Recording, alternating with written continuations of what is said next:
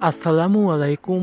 ডিম দিয়ে তো আমরা নানা রকম রেসিপি করে থাকি, তেমনি আজকে আমি আপনাদের বেগুন দিয়ে ডিমের দুর্দান্ত একটা রেসিপি করে দেখাবো। ডিম দিয়ে বেগুনের এই রেসিপিটা করা একদম সহজ। ঘরে থাকা সাধারণ কিছু উপকরণ দিয়েই আপনারা ডিম বেগুনের এই মজার রেসিপিটা তৈরি করতে পারবেন। তাই চলুন কথা না বাড়িয়ে আমরা আজকের এই ডিম দিয়ে মজার রেসিপিটি শুরু করি। আশা করি রেসিপিটি আপনাদের অনেক ভালো লাগবে। ডিম বেগুনের এই রেসিপির জন্য প্রথমে লাগবে বেগুন। আমি এখানে 400 গ্রামের মতো বেগুন নিয়েছি। বেগুনগুলো আমি একটু মাঝখান থেকে কেটে মোটা মোটা টুকরো করে কেটে নিয়েছি। বেগুনের সাথে আমি কয়েকটা আলু টুকরো করে কেটে নিয়েছি। আলুর টুকরোগুলো খুব বেশি বড় করা যাবে না, এমন মাঝারি করে টুকরো করে কেটে নিতে হবে। বেগুন আর আলুগুলো আমি পরিষ্কার করে ধুয়ে নিয়েছি। আর আমি এখানে নিয়েছি 2টা ডিম। এই ডিম 2টা দিয়েই আমি আজকের এই রেসিপিটা তৈরি করব।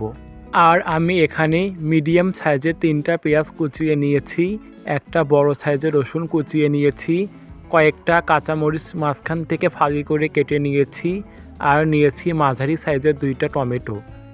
2টা আমি মাঝখান থেকে 4 ভাগ করে কেটে নিয়েছি। আর আমি ডিমগুলো ভাজার জন্য 2টা মিডিয়াম সাইজের পেঁয়াজ আর 4-5টা কাঁচামরিচ কুচি করে নিয়েছি। এবার আমি এই পেঁয়াজ আর কাঁচামরিচ কুচির মধ্যে হাফ চা চামচ লবণ দিয়ে দিলাম। লবণ দিয়ে আমি ভালোভাবে পেঁয়াজ মরিচগুলো মেখে নিয়েছি। এবার এই মাখা পেঁয়াজ মরিচের মধ্যে আমি ডিম 2টা ভেঙে দিব।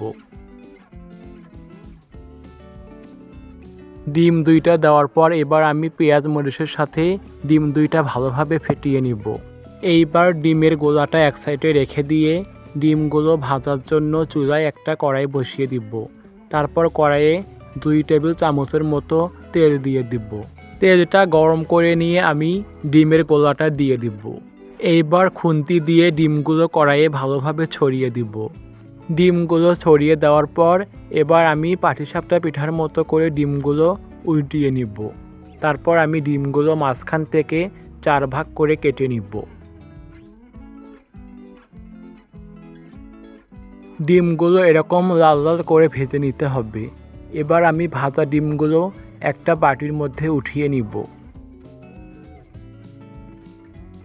এইবার কড়াইয়ে আবারও 3 টেবিল চামচের মতো সয়াবিন তেল দিয়ে দিব। তারপর তেলে দিয়ে দিব পেঁয়াজ কুচি আর রসুন কুচি। দিয়ে দিব একটা তেজপাতা। তারপর পেঁয়াজ রসুনগুলো কিছুক্ষণ নেড়ে আমি দিয়ে দিব সামান্য একটু পাঁচফোড়ন দিয়ে আবারও পেঁয়াজ রসুনগুলো কিছুক্ষণ নেড়ে বাদামি করে নিব। পেঁয়াজ রসুন বাদামি করে নিয়ে বাটা মশলা দিয়ে দিব। দিয়ে দিলাম হাফ চা চামচ জিরা বাটা, হাফ চা চামচ ধনিয়া বাটা, 1 চা চামচ আদা বাটা। তারপর দিয়ে দিলাম 2 চা চামচ লবণ, 1 চা চামচ হলুদের গুঁড়া। এইবার মশলাগুলো অল্প কিছুক্ষণ নেড়েই দিয়ে দিব অল্প পরিমাণে পানি। অল্প পরিমাণে পানি দিয়ে আবারও পানির সাথে মশলাগুলো কিছুক্ষণ নেড়ে কাঁচামরিচ ফালিগুলো দিয়ে দিব। তারপর দিয়ে দিব টমেটো ফালিগুলো। আবারও টমেটো আর কাঁচামরিচ মশলার সাথে নেড়ে নিব। অল্প কিছুক্ষণ নেড়ে নিয়ে দিয়ে দিব 2 টুকরা দারচিনি, 2টা সাদা এলাচ। সাদা এলাচ 2টার মুখ ফাটিয়ে নিতে হবে। তারপর দিয়ে দিব একটা বড় এলাচ। এবার সবগুলো মশলা ভালোভাবে নেড়ে চেড়ে একদম ভালোভাবে কষিয়ে নিব। মশলাগুলো ভালোভাবে কষিয়ে নেওয়া হয়েছে। এবার এই কষানো মশলার মধ্যে আগে থেকে কেটে রাখা আলু আর বেগুনগুলো দিয়ে দিব। তারপর আলু আর বেগুন মশলার সাথে নেড়ে নিব। আলু আর বেগুন মশলার সাথে কিছুক্ষণ নেড়ে নেওয়ার পর এবার সবজিগুলো রান্না করার জন্য ঢাকনা দিয়ে ঢেকে দিব। চুলার আঁচটা মিডিয়াম আঁচে রেখে আমি সবজিগুলো ভালোভাবে কষিয়ে নিয়েছি। বেগুন আর আলুগুলো ভালোভাবে সিদ্ধ হয়েছে। যখন দেখবেন যে বেগুন আর আলুগুলো মশলার সাথে ভালোভাবে নেড়ে চেড়ে এমন ভাজা ভাজা হয়েছে, তখন এর মধ্যে দিয়ে দিতে হবে পরিমাণ মতো পানি। এবার আমি এর মধ্যে 3 কাপের মতো পানি দিয়ে দিব। এবার পানির সাথে সবজিগুলো কিছুক্ষণের জন্য নেড়ে নিব। কিছুক্ষণ নেড়ে নিয়ে আবারও সবজিগুলো ভালোভাবে রান্না করার জন্য ঢাকনা দিয়ে ঢেকে দিব।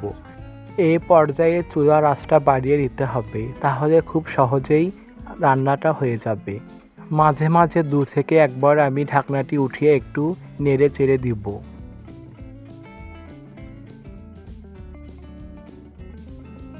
চুলার আঁচটা বাড়িয়ে 10 থেকে 12 মিনিটের মতো রেখে আমি তরকারিটা ভালোভাবে রান্না করে নিয়েছি।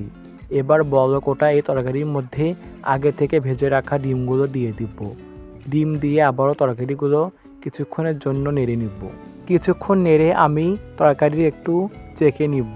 তরকারিটা চেখে নিয়ে আমি আবারও দিয়ে দিব 1.5 চা চামচ লবণ। আপনারা তরকারিটা চেখে নিয়ে লবণ স্বাদ মতো দিয়ে দিবেন। এবার লবণের সাথেই তরকারিগুলো আবারও অল্প কিছুক্ষণ নেড়ে ঢাকনা দিয়ে ঢেকে দিব 3 থেকে 4 মিনিটের মতো। 3 থেকে 4 মিনিট পর আবারও ঢাকনাটি উঠিয়ে নিব। আমার তরকারি রান্নাটা সম্পূর্ণ হয়েছে। এইবার তরকারিগুলো নামানোর 1 মিনিট আগ মুহূর্তে দিয়ে দিব 1/2 চা চামচ ভাজা জিরার গুঁড়া, 1/2 চা চামচ ভাজা ধনিয়ার গুঁড়া। গুঁড়াগুলো দিয়ে আবারও তরকারিগুলো অল্প কিছুক্ষণ নেড়ে নিব। আপনারা দেখতেই পারছেন যে আমি এই তরকারির ঝোলটা কেমন রেখেছি। খুব বেশি পাতলা না, আবার খুব বেশি ভারী না।